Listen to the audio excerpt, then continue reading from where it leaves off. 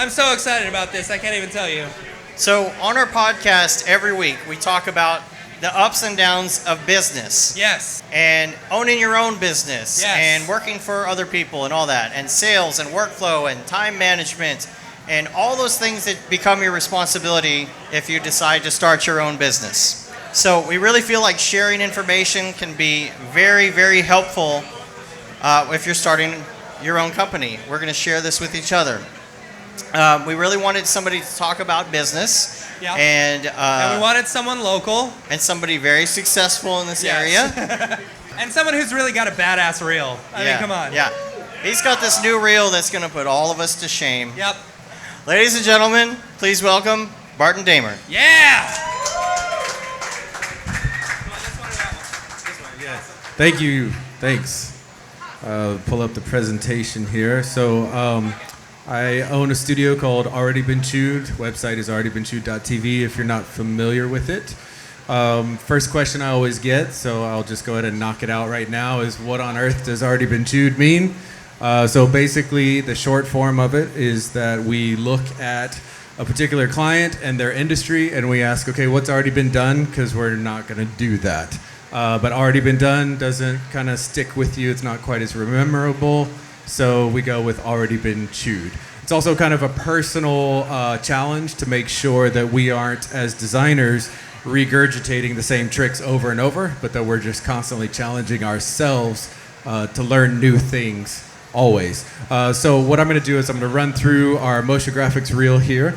And then, again, as Dave and Matt said, what I'd like to do is kind of give you a little bit of my story of going from working full-time for other people for about 12 years of my career, and then all of a sudden going out on my own, and now 7 years later having a studio with about 7 different other super talented people working with me.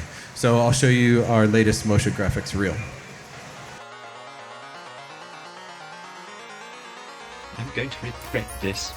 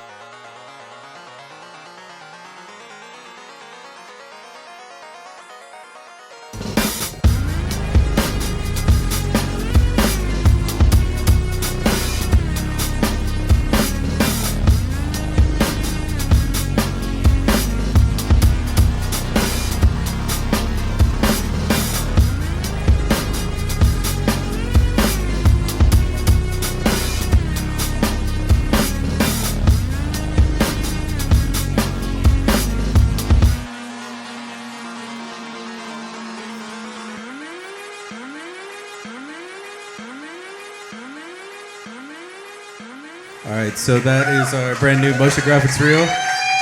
Thanks, appreciate it. Almost 7 years ago, I decided to go out on my own as a freelancer. And one of the things that I'm going to do is I'm going to walk you basically through some photos here and give you a little bit of insight, and then I've got some bullet points to follow. But one thing I wanted to point out is that before I went out on my own as a freelancer, I was working nights and weekends, just building up basically a portfolio of clients that I had been working with, and had gotten to the point where I was doing, at least 15, 20 hours a week of additional freelance work. So that means working till 2, 3 in the morning, and then waking up and being to work at your day job by 8:30 in the morning. And so that was something that happened with me. Again, I was 12 years into my career before I decided to go out. And it started to make financial sense because in about 15 hours a week of freelancing, I was making 75% of my income working 40 to 45 hours a week. And so that started to make a lot of sense. And so I like to point that out to people because a lot of times people don't necessarily have a plan and they're not sure if their work's even in demand. They just want to go out on their own, or they want to be a freelancer or their own boss. In my personal situation, it came down to making sure there was a demand for it, filling those hours, and then once I could fill those additional hours, could I fill those hours with projects I cared about? Because I didn't want to launch out on my own and just be doing a bunch of real estate videos. It's not what I want to do. The first challenge is, can I fill my time enough to even consider this? And then the second challenge is, can I fill it with things I actually care about? And so those things started to progress, and they started happening, and a lot of the requests I was getting for my freelance work while I was working full-time they started to turn into gigs that I just didn't want to turn down, and things that I really loved and was really passionate about, various brands to be able to work for. And so that's what initially caused me to make the leap almost 7 years ago. And so this picture that's up on the screen is my very first day working for myself from home in a small office space where we currently live. As my schedule continued to fill up as a full-time freelancer, I realized that I was going to need some help juggling everything. And so I had a good friend of mine that had just graduated college. He had a marketing degree and was looking for a job opportunity. And so I basically said to him, hey, come work with me. If it doesn't work out, you can go find a job at an agency and just send me a bunch of work. And so what I did was I built out a spare bedroom in our house because I wanted him to feel like he had a real job because he had to trip over toys and go up the stairs to get to this studio space. But once we were closed inside of that bedroom, he and I were doing work together, and you just felt like you were in a loft downtown somewhere, and he felt like he had a real job. Part of being able to do something like this is investing back into the company. And we'll talk about ways to be able to try and invest back into your company in a little bit. So we built out this studio. It was in my house. Oddly enough, not trying to have clients come to the house and do things like that. But we did have one client come to the house one time. And if you're familiar with rap artist Lecrae, that's my family pictured with Lecrae. So that was super fun to be able to have him come to our house and take our Christmas photo with him.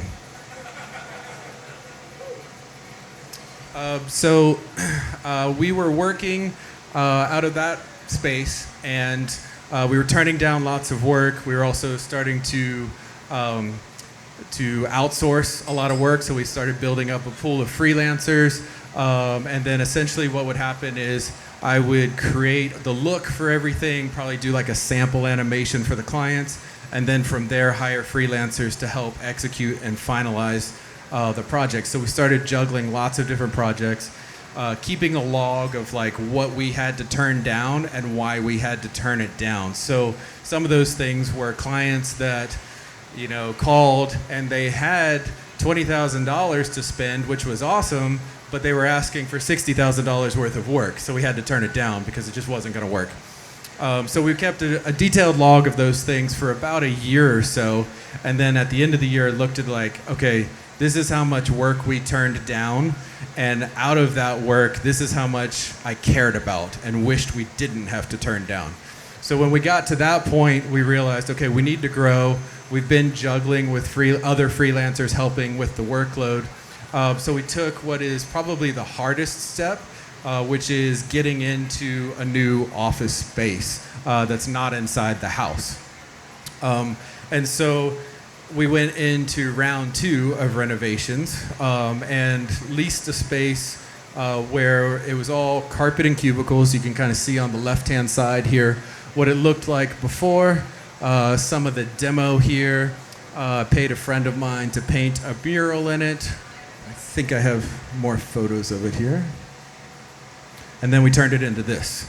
And because it was really important to me to create a work environment that was not corporate, I just didn't want to walk down a hall and have carpet underneath my feet and sit in a cubicle. So I'm really inspired by skateboard culture, hip hop culture, basketball culture, sneaker stores, things like that. And so all the way from the very first bedroom in my house to where we currently are, it's all inspired by those types of things.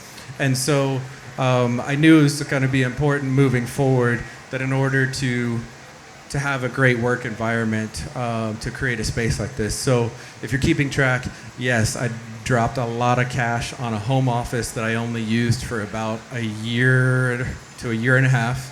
And then I dropped a lot of cash on renovating a building that wasn't mine, that I stayed in for almost 3 years. And then recently, that's the outside of that building.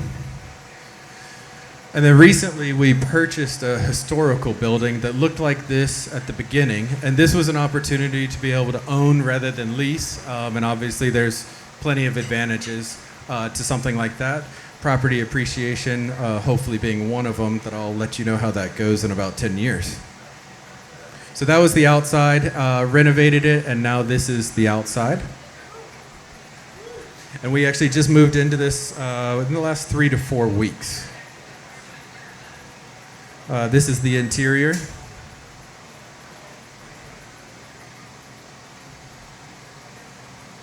And that's what it used to look like. So that was the before. That's what it looks like now. This is what it currently looks like. This was a before picture of the back room, and this is the after picture of the back room.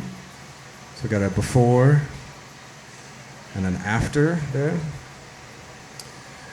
We've got a new conference room I'm pretty stoked on. We've operated off of only cell phones for 7 years now, and 3 weeks ago we got our first landline. So we're moving up.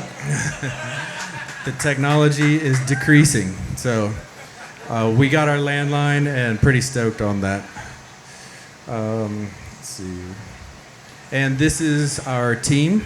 And everybody in this helped to create a lot of the work that you see in the motion graphics reel that we just played earlier.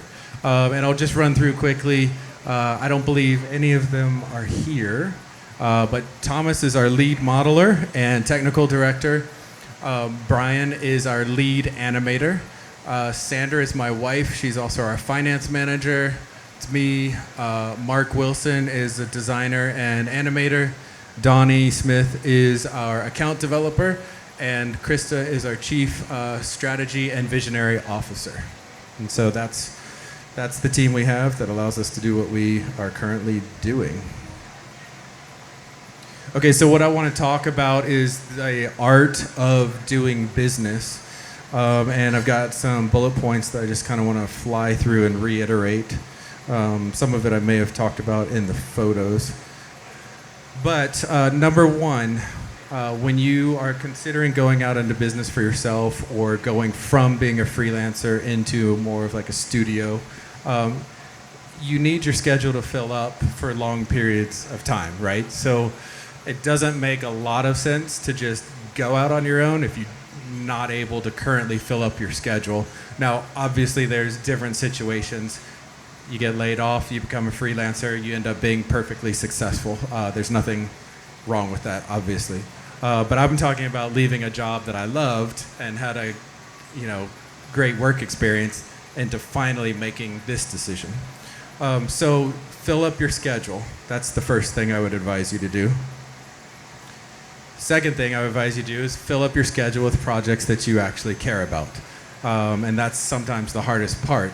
But if you are just constantly taking on projects you don't care about, then you become the owner of a company you don't care about, and you're trying to recruit people to work for a company that you don't care about. So try to fill up your schedule with things that you actually care about. Number 3, I have 3 kids, married and 3 kids. My wife does not have a job, so when I went out on my own, I was the sole provider of the family. Scariest thing in the world to do when you think about kind of the pressure involved in being able to provide for a wife and 3 kids. And I get this question a lot. If you have kids, how do you do kind of what you've done, grow the business, and not neglect your family? And the answer is simple: you neglect your sleep, because family's super important, and ABC would not be what it is today without the support of my wife and my kids. And so literally my schedule for years was work really hard during the day, play with the kids, after school, until bedtime. When you got younger kids, to be honest, it's pretty easy to freelance. When you have younger kids, they go to bed at like 7:30, especially wintertime. Kids are in bed by like 7:30. Wife is tired. She's been watching the kids all day. She's in bed by like 9 or 9:30. I would freelance from like 9:30 till 2 in the morning. So you can get a lot done at that time without having to neglect the family. Number 4, when you decide you want some sleep, raise your rates. And it sounds like a joke, but it's not. Like, you'll literally get to a point where it's like, okay, this isn't, I'm tired. Like, I'm just gonna raise my rates and see what happens. So raise your rates and see what happens. See if it allows you to get more sleep, then that's what you were trying to accomplish. So once you raise your rates, now you try to fill up your schedule again. And then once you fill up your schedule again, you raise your rates. And that's how that works. And so that's why, yes, it's a bummer, and I don't want to do the math to figure out what I invested in the home space. I don't want to do the math to figure out what I invested in a building that I leased for 3 years and then broke the lease. At least now I'm in a situation where I own the building, so the money that I have put into renovating that building for the 3rd renovation in 7 years, it's kind of water under the bridge, because you raise your rates, you fill in your schedule again with things you care about. Number 7, if you are still not getting any sleep, then you start outsourcing, like I mentioned before. You start outsourcing and getting a good system where you can fill in more projects before you decide whether or not you want to raise your rates again. So it sounds like a joke, but it's true. So once you raise your rates and you're outsourcing, you're doing everything you need to do, and you're still not getting sleep, then you start hiring people. And that's where you start to get a little bit more sleep back into your schedule, is when you have a team like the people that I just showed you there. And it's a little more sleep, a little more. So if your current situation is like I've described, and you can relate to working till 2 in the morning, super late, but you're also burnt out, you're tired, you hate your clients, if you're not sleeping and you're not raising your rates and you're not hiring, then I would suggest to you that your process is broken. And so we need to look at that process to see how we can improve some of those things to make it so that you can either raise your rates or get some sleep. So here's our process at Already Been Chewed. I'm showing you an actual creative brief that we are currently executing. This is a project for Nixon Watch that is coming out in the next few weeks. I don't know if you'll be able to read this or not, so I'll read it to you. But essentially, every project that we do is broken into several phases. I have a concept phase, a style board phase, an animation phase, and at the end, you'll see here, I have a render budget, and I'll explain to you about the render budget, because that's actually something that's new for us. So in the concept phase, we will develop the concept with the Nixon team and provide a fully rendered style board for approval to build off of for the remainder of the spot. And so this is usually the phase where I'm most involved, especially when I said prior we were outsourcing a lot of things. Most of what we're able to do currently is with our internal team. But during the concept phase, we would create a look for this spot. Maybe we choose like a hero image. So we go through this storyline. The last is the product shot of this watch. So I may build out the background. Like I said, in my current situation, I've got a team that helps me build out the background, things like that. But the idea is we build out a fully rendered, beautiful style board and probably some sort of a test animation, and that's our concept phase. And that test animation and that render, the client is looking at it and they're deciding, okay, I need more light on the watch, I need the textures to be more this or more that. I'll look at the sample animation that you've provided, and then they'll give me feedback. Okay, it's a little too bubbly, it's a little bit too fun, I need the animation to be more robotic, more mechanical. And so we're making decisions that'll affect the rest of the spot in this concept phase. And we provide 2 rounds of revisions to that phase alone. And so the reason we do that is because they're gonna give feedback, we're gonna make it, and then they're gonna give feedback, and we're gonna make it, and then we're gonna move on to the style board phase. If we can't nail the concept with 2 rounds of revisions, we're more than happy to continue making changes at an hourly rate. So that's how we do that, and that's how we're able to, kind of grow beyond ourselves. So these are principles in working with a client that you can apply as a freelancer or as an enormous studio. It doesn't matter. But the idea is we find that 99% of our clients are going to approve this if they get 2 rounds of revisions. And if they don't, no big deal. It means you want to see more options. We'll charge to see more options. So we start charging hourly just in the concept phase. But everything else still remains on budget. It's just they've gone over in that phase of the project. So as soon as we finally get an approved concept, we're going to move into the style board phase where we're back on budget. There's no more hourly at that point. So then we get into the style board phase. And for the style board phase, we will go through, and there's going to be 5 shots on this commercial. So we're going to render a style board for the first shot. We're going to, we're creating the environments, doing all of that. We're going to render it for the second shot, third shot, fourth shot, fifth shot, and then all of those style boards will get feedback. They don't like the lighting. If it's more of like a feature-driven spot, they're going to start commenting on the font, the size of it, the readability, things like that. There's no animation during this phase whatsoever. There's no rigging, anything, because something could get cut. So there's no point in rigging this really cool robotic arm for this Star Wars spot if it's going to get cut. So this is get these things out, make them look amazing, but don't animate them, and don't spend time rigging them because potentially it could get cut, it could get revised, etc. Sometimes the style board phase is a little bit challenging because if you're working with simulations, it makes more sense just to run, a Turbulence FD sim or X-Particle sim in order to create the style board. And so sometimes you have to do that, but the great news is about the style board phase, you don't have to perfect the animation. You don't have to sit there and tweak it and get it just right, because all we need is that explosion to look good enough for a style board, because the client's very likely going to look at the explosion anyway and say they don't want the explosion. So we don't want to spend time perfecting that simulation. So that's the style board phase, and again, we apply 2 rounds of revisions to the style board phase. If that goes past 2 rounds of revisions, then we'll start charging hourly to get the style boards right. And then we move into the animation phase. When we move into the animation phase, we're back on budget again.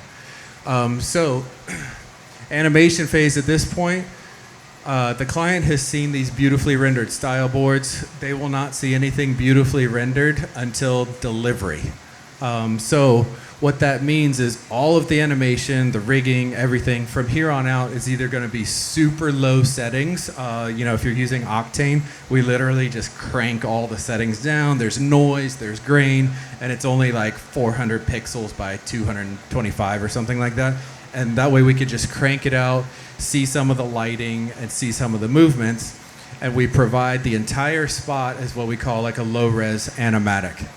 So that when we end up sending that animation off to the client, at that point, they should only be commenting on the animation. So if it's too fast, if it's too slow, if it's too this or too that or anything, we are referencing the animation phase only. If they start to say, you know what, we don't like the hero image of the watch being in the desert, we want the hero image of the watch to now be inside of the spaceship, then we say, no problem, but it means we're going to have to go back to the style board phase that you've already given approval on. And in order to do that, it's either going to affect the time or the budget, because we can't do that without affecting one or the other. So then we have the option to make the decision, okay, do you want to push the deadline back? And we might give you a little bit of grace and not charge to do what you're asking for. Or do you want to increase the budget and we'll still hit the deadline? And sometimes it's both. We've got to extend the deadline and increase the budget to accommodate this request because you've already signed off on the style board. So we know for a fact that you are okay with the watch being in the desert and you don't need it in the ship at this point. So that's how you kind of protect yourself, and that's how you're able to add on additional charges in a very ethical way.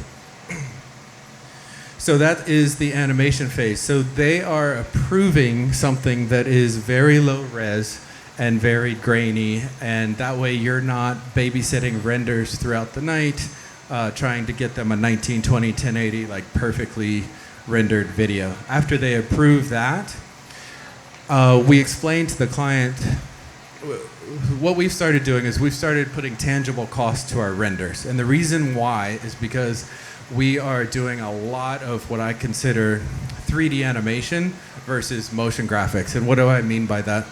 Motion graphics a lot of times are smaller scenes, it's on a psych background, it's typography, things like that, whereas we're starting to get a lot heavier into big 3D scenes, like almost little mini Pixar movies that are 15 or 30 seconds long.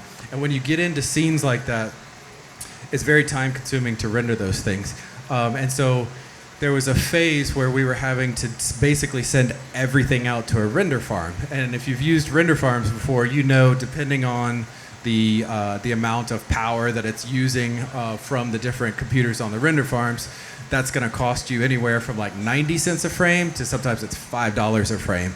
And you often don't know until you are rendering and it computes how much power it's using, and then you start seeing a price behind that. So we got to a point earlier, about a year ago or so, where we were adding in render budgets to some of these heavier projects. And essentially I just explained the render budget to a client that if you think about sending, say, like a catalog off to a printer, essentially you have approved a PDF of your catalog, and then when you send it off to a printer, when it comes back from the printer, it's done.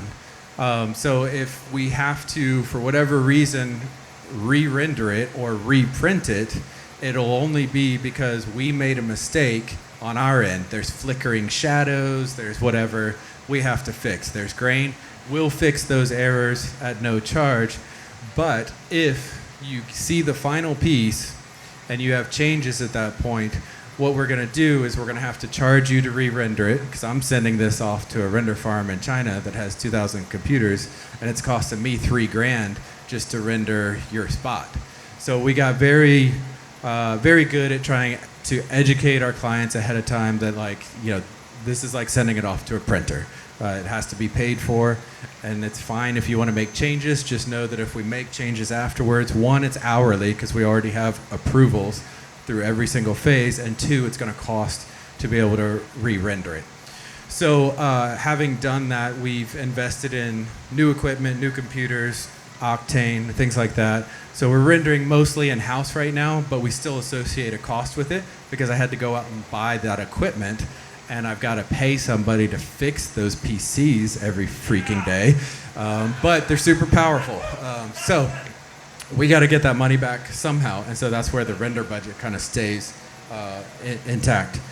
And then also, we have included a production schedule, and this is actually a live and current production schedule. We've got a start date, we got a date for the concept, a date for the style boards, a date for the low-res animatic, and a date for the high-res delivery, which you can see is next Wednesday.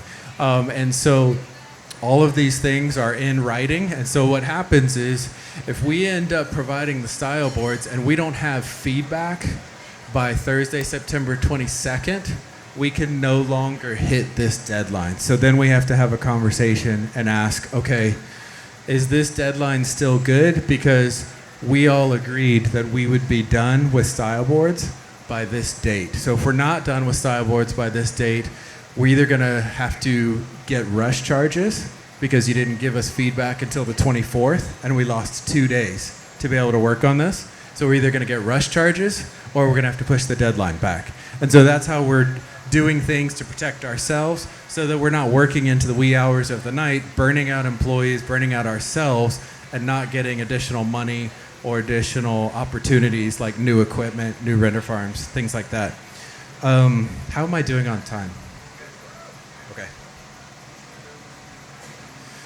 So the process guarantees that things are on time and on budget. I'm going to show you this. This is a brand new spot that we've been working on, so I'm going to show this to you, and then I want to show you a little bit of the process that we went through with the client. Brace yourself. You're about to embark on a journey. Immersive worlds, simulated games, 3D movies. The possibilities are limitless.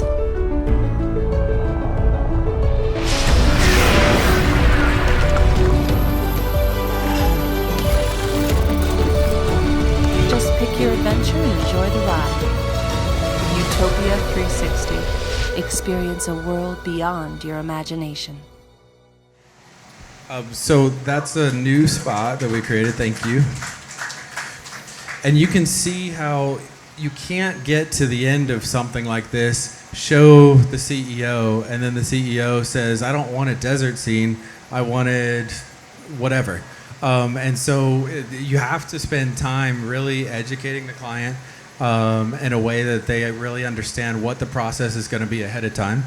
And part of that process is these were the real sketches that the client signed off on before we even went into any kind of a green screen shoot.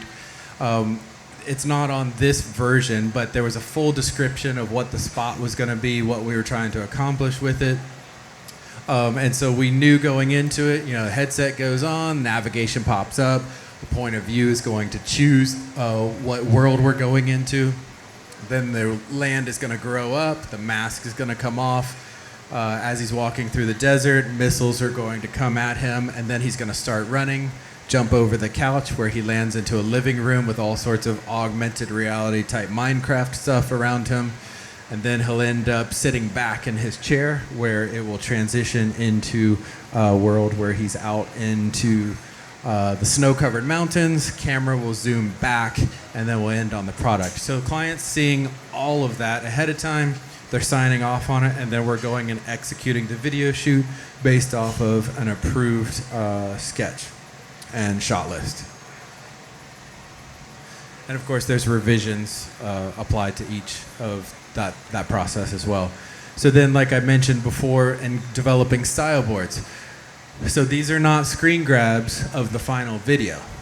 We went in and we created one still image for each sketch that we provided previously, and that way they could look at the still images and they could make comments about the world, the lighting, the explosions. I don't want explosions, I want lasers, whatever kind of feedback they might see from looking at something like this. And it's important too to note that you don't want to change anything, because if they approve this, you don't want to go in and animate and deliver the spot with like an evergreen tree over here, because then you've rendered it in high res and they say, why is there an evergreen tree over here? And you say, I just thought artistically it looked better.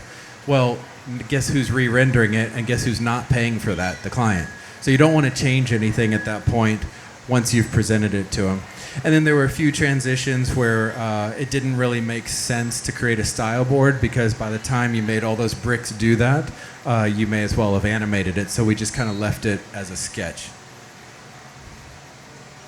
And then this was also something that we showed the client after the style boards. We basically got sign off on the actual edit itself, so that we weren't spending time rendering frames that we don't need.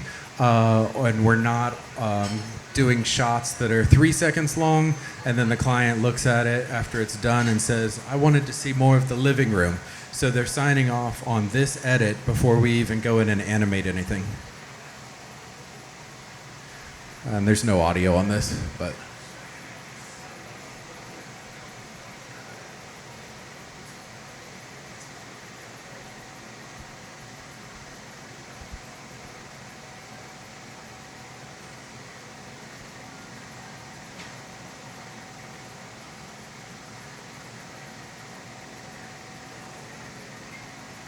So what the client is able to do in seeing this is they're able to look at the edit and they're able to say, hey, you know what, I wish I could see more of the living room. Can that shot be 6 seconds rather than 4 seconds?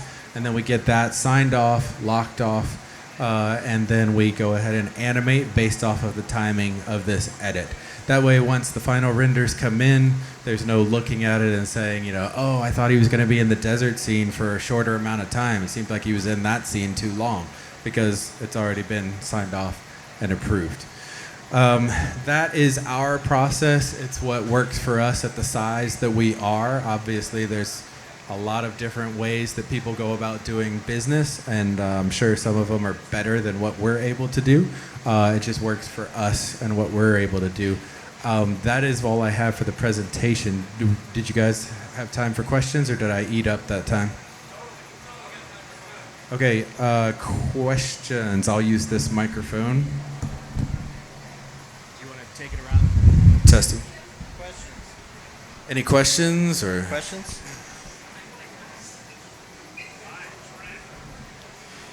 Are you ever requested to add more, sorry Bart, than just the guy cut out of the green screen?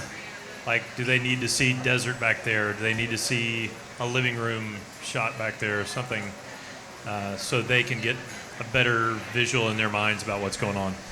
Typically, if that request comes through, we're reminding them to look at the style boards that they've approved next to it, to know, and then also we're reminding them that there will be a low-res animatic where they could make adjustments to the timing of the animation.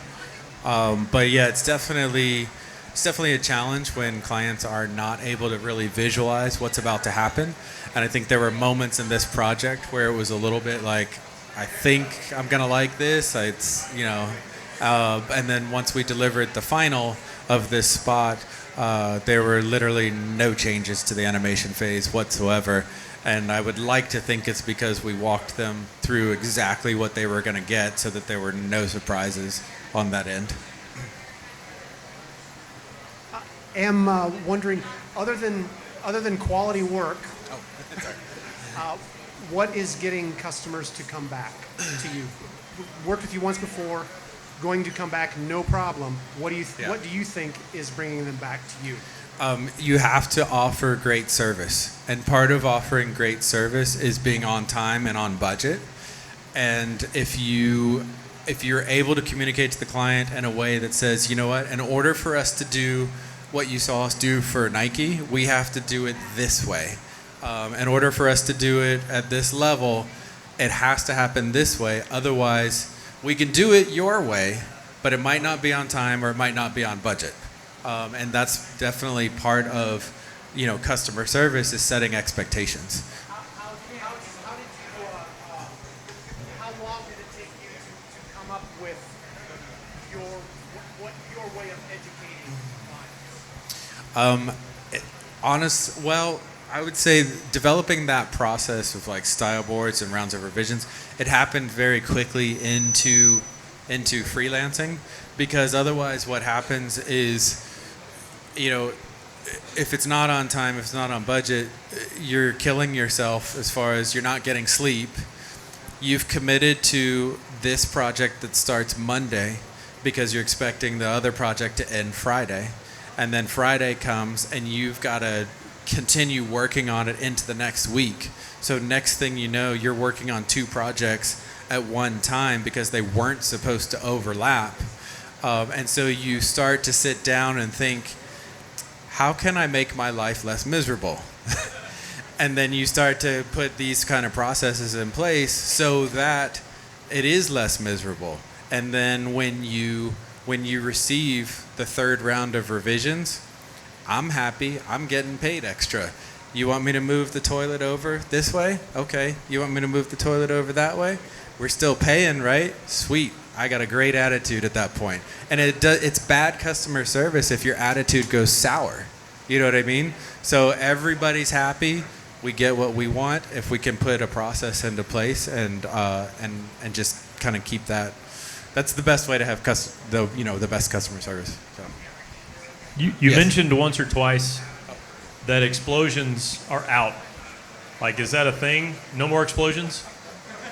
Oh, no, I don't think I hinted that they were out. I was saying that running simulations for them would take a while to Okay, perfect. I thought it was going to be explosions, but instead of explosions, lasers now. So.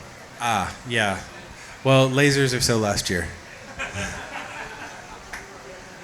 Bart, I just want to thank you for sharing tonight.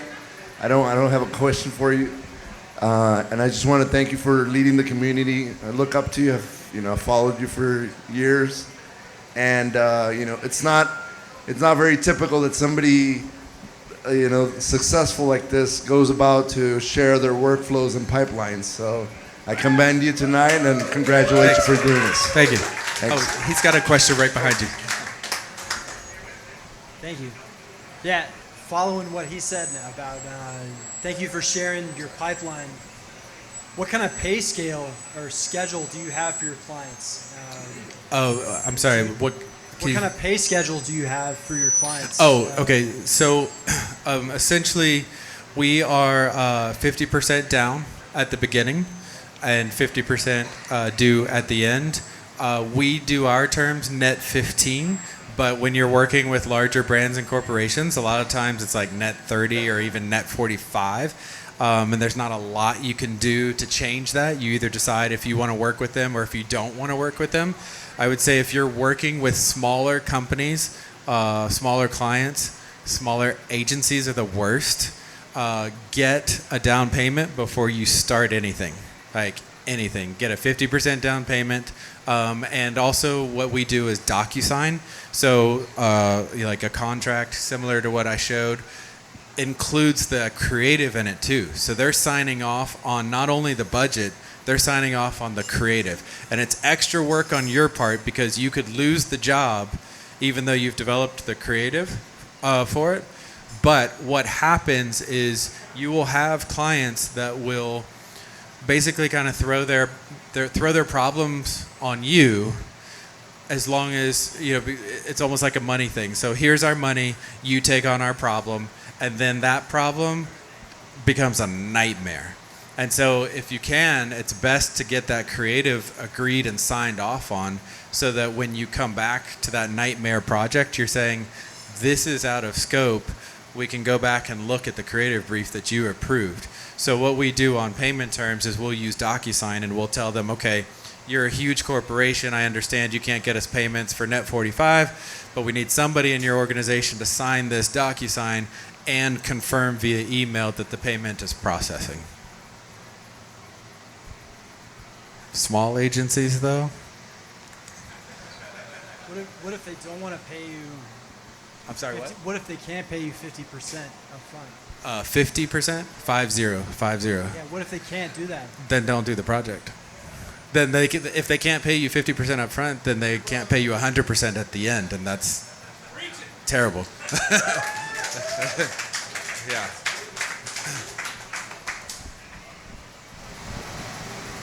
Yeah, great process. I just didn't know, what is your policy on, like for pitching? Are you pitching against other agencies, and then what do you think about?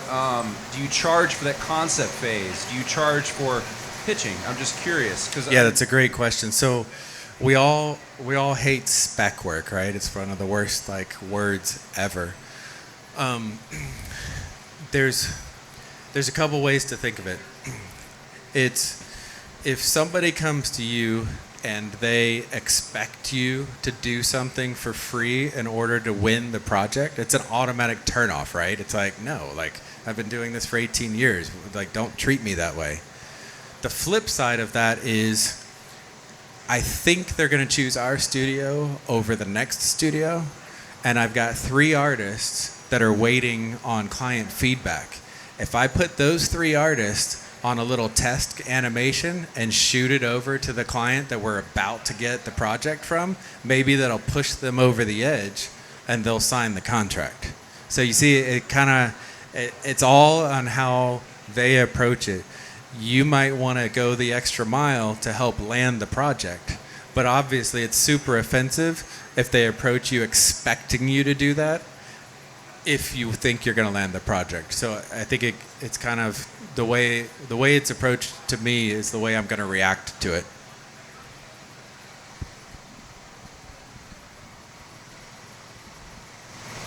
Hey Barton, thanks for talking.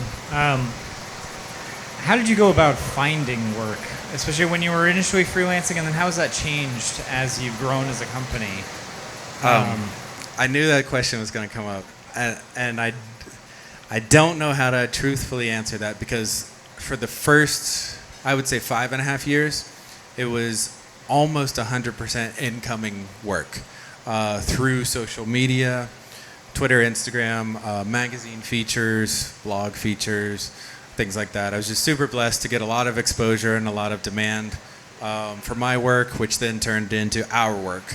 And that's actually one of the most awkward and hard transitions as an artist is you start a company is based off of your work, and then at some point you have to evolve it into more than your work, because it's kind of lame to just hire a bunch of people and try to prove you're the best. You don't want to do that. You want to get yourself into a situation where you're able to hire people that are more talented than you, and then the brand is pushed forward, not you. So for the first, I would say 5.5 years or so, it was almost 100% incoming. There were a few times that I would reach out and try to go after projects. One time I sent a cold email to Rob Dyrdek, who is Rob and Big, Fantasy Factory. He, entrepreneur. He's got TV shows, NBC, MTV, you name it. I sent him a cold email, typed up a whole proposal to him about how I thought Street League skateboarding, that was on ESPN at the time, needed to be branded by skateboarders for skateboarders. And I just started guessing a bunch of emails that I thought Rob Dyrdek might possibly answer. A few days later, somebody answered one of those emails, and all they wrote back was, "Let's do this." And I thought at the time, okay, somebody's messing with me, because they know I'm trying to guess his email, and they're just messing with me because I just suggested a year's worth of work, and all it says is "let's do this." And then 24 hours later, the general manager of Street League called me up, and here we are almost 6 years later, still working with Street League skateboarding, which led to doing Fantasy Factory work, a show called Snack Off, a show called Not Exactly News, Ridiculousness, graphics, all MTV2 shows from a cold email. So that was awesome. But I wish I could say there was a better process, but I just cold emailed and guessed. That was one particular client. But Who's your dream client? My dream client? Yeah. Well, you don't already have them. We are working with my dream clients currently, otherwise I would not be doing this still. Like I said, I didn't want to do this if it meant doing a bunch of stuff that I didn't care about. So thankfully we're in a position where we're doing a lot of things that I think are really cool for a lot of different brands. Anybody else? All right. Fantastic. Everyone give a round of applause.